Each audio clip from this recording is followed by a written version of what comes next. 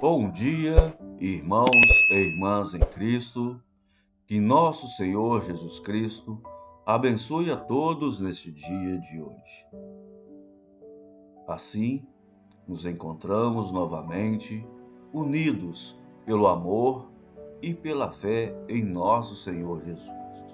Que este dia seja preenchido com a alegria da comunhão, da adoração e da busca constante pela vontade de Deus em nossas vidas.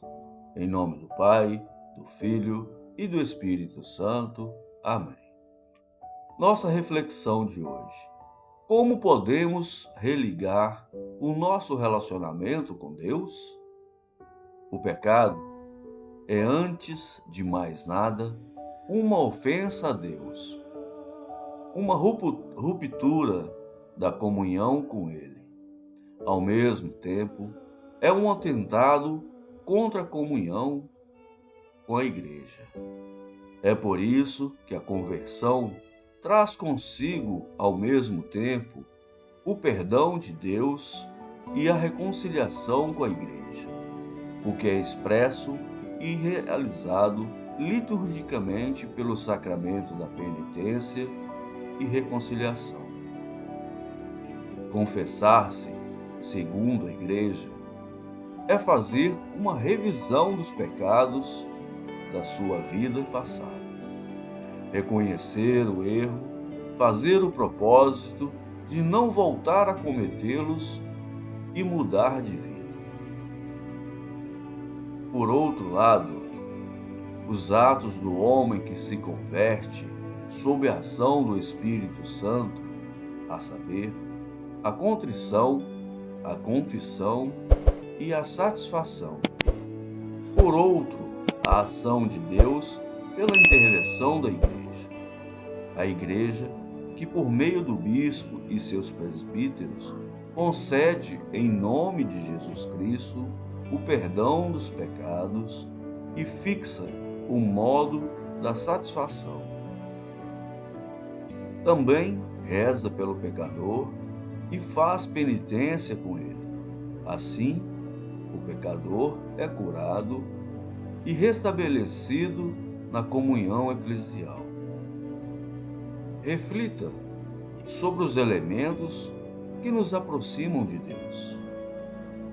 O sacramento da confissão é, primeiramente, para perdoar os pecados, mas também, assim como os demais sacramentos, para infundir graça no penitente.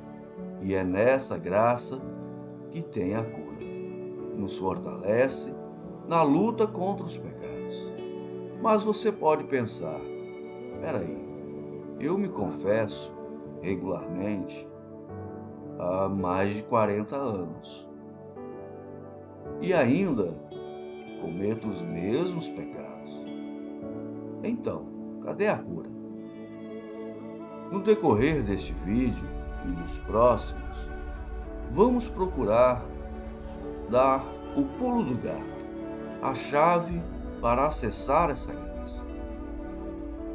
Após confessar, com as santas e devidas disposições, depois da absolvição na vida comum, vai ser possível perceber uma força além do que teria conseguido por meios naturais.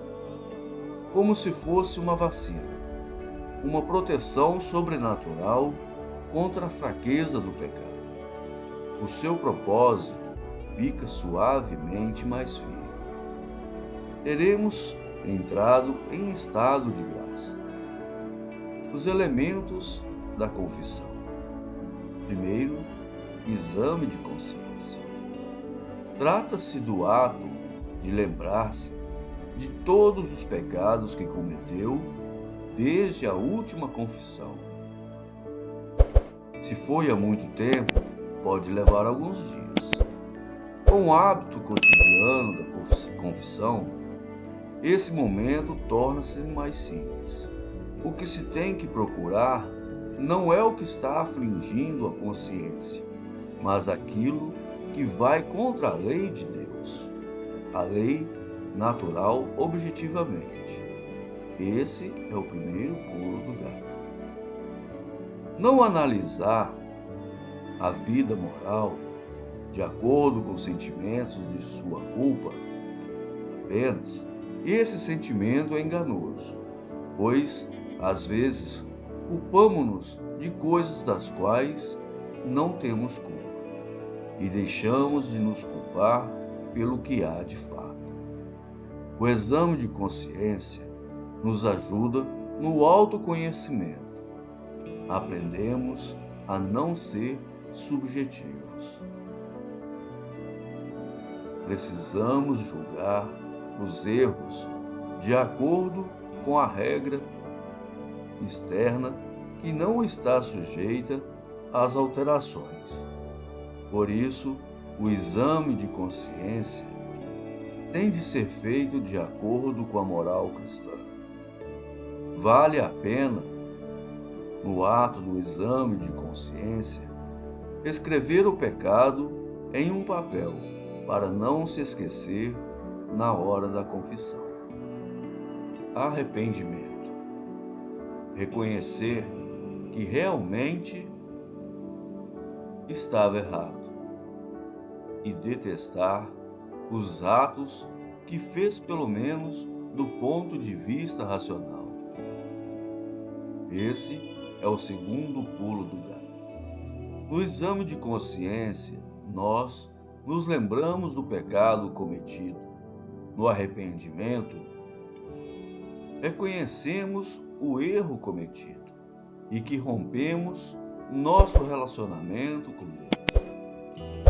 No arrependimento, para ser sincero e mais novo, é preciso meditar sobre o mal que o pecado nos fez, perceber que nos afastou de Deus e nos pôs no caminho da condenação eterna.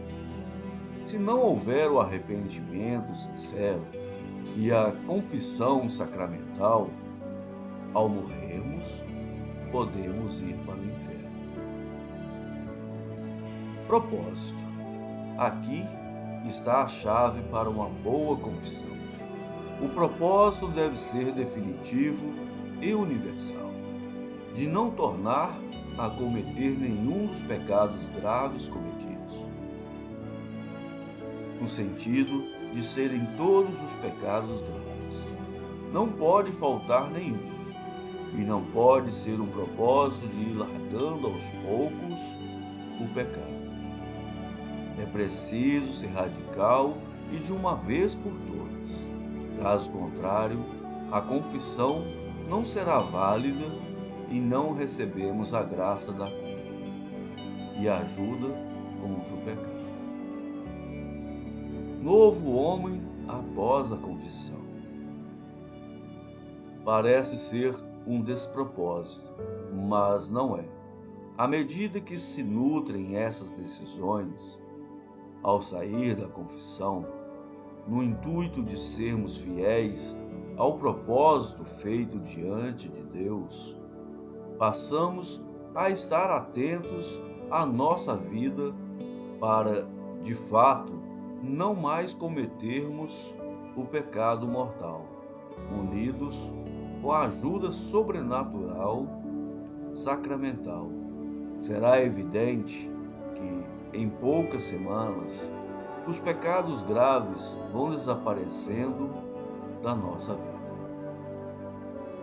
Caso torne a cometer um pecado mortal, bem pouco tempo depois da confissão, volte a confessar-se com a mesma disposição, pois essa repetição em curto tempo será só no início, pois logo eles vão desaparecer de nossa vida.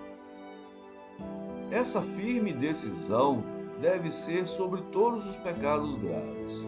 Os leves é bom que se tenha a mesma disposição, porém, obrigatoriamente, no primeiro momento, deve ser sobre os mortais. Não cometa os mesmos pecados. Caso não se tenha ainda coragem de se ter um propósito desses, o caminho é meditar ainda mais sobre as consequências do pecado grave em nossas vidas. A confissão possui 3 elementos, mas nessa semana vamos até aqui. Pense no que você viu neste vídeo e nos próximos que virão e seja sincero. Era assim mesmo que você se preparava para a confissão? Tinha um exame de consciência voltando para os conceitos da moral natural? Ou eram somente de acordo com o peso de um arrependimento, um horror pelo pecado cometido? Ao se confessar, havia um propósito firme e sincero de nunca mais cometer, pelo menos, os pecados graves? Irmãos e irmãs em Cristo, agradeço a todos por me acompanharem até aqui nesta meditação. Continuaremos sobre esse tema no próximo vídeo. Em nome de Jesus Cristo, eu vos agradeço.